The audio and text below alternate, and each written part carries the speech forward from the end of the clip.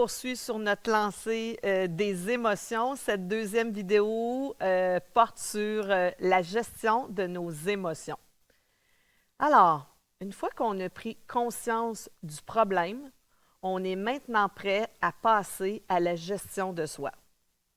La gestion de soi, c'est assumer la responsabilité de son comportement et de son bien-être. Gérer ses émotions, c'est de se conduire, c'est se conduire de manière à ce que nos émotions ne se répercutent pas négativement sur la vie des autres ou qu'elles ne nous conduisent pas dans un gouffre de désespoir. Les compétences de la gestion de soi impliquent de reconnaître et de choisir. Reconnaître, ou bien on pourrait dire également gérer. Alors, les émotions, reconnaissez-les. J'ai déjà essayé d'ignorer, d'étouffer mes émotions dans l'espoir qu'elles disparaissent magiquement. Vous vous souvenez de l'analogie du ballon de plage de la dernière séance? C'est l'inverse qui se produit. En fait, ce que vous essayez de supprimer augmente. Traditionnellement, les femmes chrétiennes ne sont pas censées se mettre en colère. Et mes conversations préférées sont avec ces femmes-là qui ne sont pas en colère. Non, elles vont bien. Mais elles refoulent tout simplement leurs émotions. Le problème pour les hommes et pour les femmes, c'est que les émotions refoulées finissent par refaire surface et ça peut avoir des conséquences néfastes. Peut-être que votre chat va recevoir des coups de pied, peut-être que les objets vont voler, peut-être que vous allez dire des mots que vous ne diriez pas en temps normal. J'ai même déjà vu le tableau de bord d'une auto tout écrabouillé parce que quelqu'un s'était défoulé heureusement sur le tableau de bord. Mais ce n'est pas ça qu'on cherche à faire. Alors, reconnaissez vos émotions. Vous avez la permission de les vivre, de les ressentir, ressentez-les et exprimez-les. Mais on doit faire preuve de sagesse dans le choix du moment et de l'endroit approprié pour exprimer une émotion.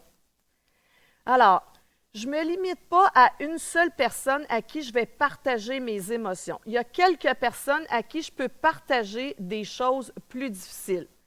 Et cependant, je dirais de choisir très soigneusement les personnes à qui on va raconter nos émotions. Parfois, quand on raconte aux gens notre histoire, ils font que nous renforcer, mais pas toujours de façon bénéfique. « Ah oui, tu as bien raison d'être en colère. » On dirait qu'ils sont en train de nous aider à vivre cette colère encore plus intensément. Alors, puis, ça nous incite à poursuivre dans une voie qui est négative. Au contraire, j'ai besoin de raconter mon histoire à quelqu'un qui me met au défi.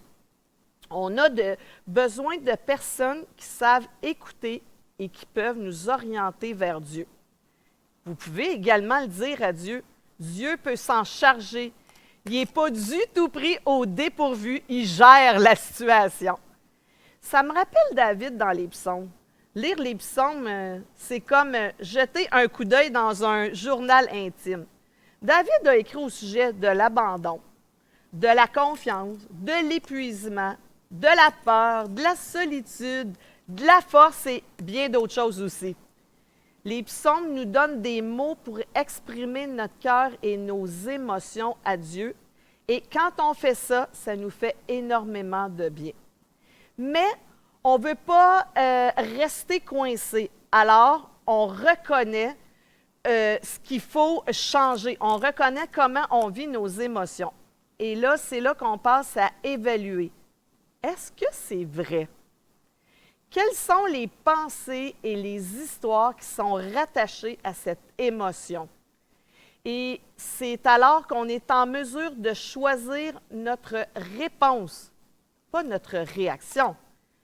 Comment est-ce que je vais réagir à cette situation-là? Comment est-ce que je vais répondre à cette situation-là?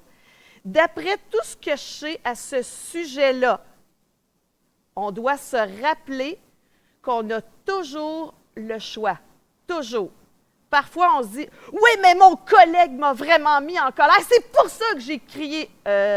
Vraiment? Ouh! On respire, on fait marche arrière et on s'arrête. Stop! On identifie. Je suis agacée, je suis frustrée. Il y a une chose sur laquelle je peux peut-être travailler. Et là, on s'interroge. Sur quel bouton est-ce qu'on a appuyé pour que je me sente dans l'état dans lequel je me sens? Je suis tellement occupée au travail là, que tout le monde me tombe dessus, puis là, je sens qu'on me blâme pour prendre la mode, puis je ne prends pas les bonnes décisions, puis là, c'est en train de monter. C'est quoi la racine de tout ça? Peut-être qu'on se sent inadéquat. Quels sont mes a priori? Ensuite, on reconnaît. Reconnaissez qu'il s'agit de vrais sentiments. Ils sont un peu nuls, mais ils sont tout à fait là. Ils sont bien là, ces sentiments-là de colère. Évaluez. Est-ce que c'est vrai? Qu'est-ce que vous savez à propos de ces collègues-là? Peut-être que vous avez maintenant plus d'informations avec lesquelles travailler et vous êtes en mesure de choisir. Vous pouvez partir de là. Vous avez probablement besoin d'avoir une conversation difficile avec votre collègue, mais et cette conversation-là est beaucoup plus susceptible d'être productive. Ça ne signifie pas que vous n'êtes pas en colère, mais vous avez le choix de choisir, un beau pléonasme, vous pouvez choisir la première réaction. Par exemple, celle qui est plus facile, crier ou s'énerver, ou vous pouvez choisir une réponse productive et différente. Il y a des moments aussi où on peut avoir besoin d'une aide supplémentaire, d'une aide professionnelle pour nous aider à voir les schémas qui nous nuisent. La vie nous donne un certain bagage et on dit que beaucoup de gens vont dans la tombe en s'accrochant à leur valise avec leur bagage initial. Une aide supplémentaire, ce n'est pas nécessairement un signe de faiblesse.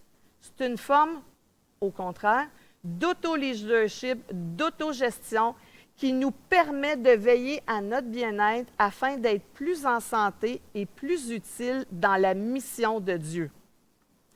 Rappelons-nous, comme on l'a dit dans l'introduction, Dieu est émotif et en tant que porteur de son image, nous aussi, nous sommes des êtres émotifs.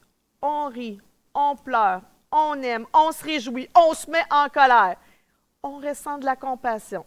C'est ce qui fait que notre vie est vraiment riche.